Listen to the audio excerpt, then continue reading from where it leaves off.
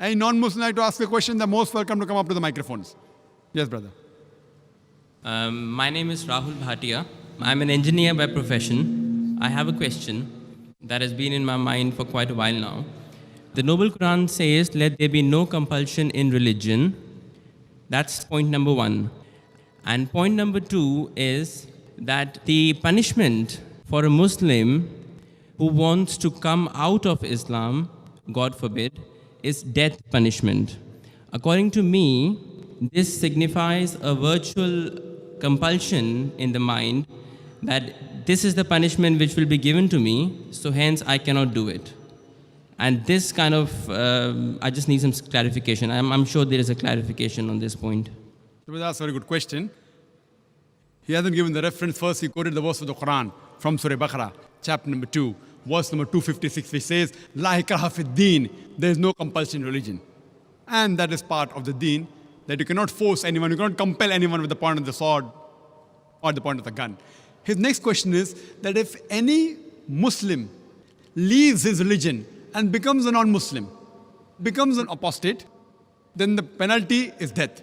So isn't this a sort of compulsion? Before I give the answer, I would like to mention that every country has its own law, its rules and regulation. And most of the countries, one of the highest punishments is for treason. For example, if a person is working in the army and if he leaks the important thing of the country, all the vital points and the information to the enemy, it is called as treason.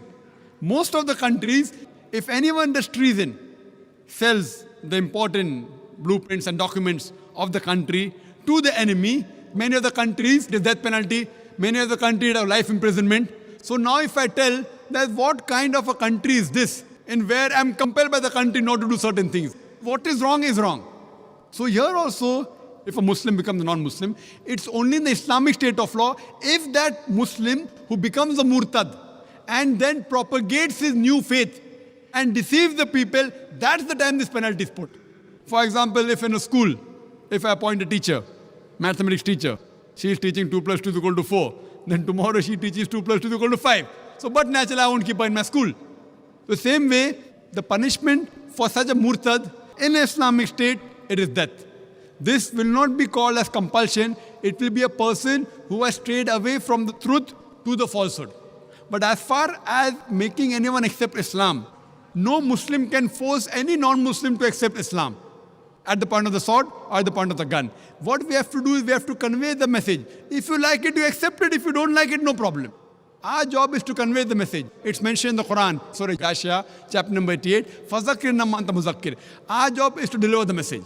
We have to deliver the message in the best way, with hikmah and with husna, with most beautiful preaching.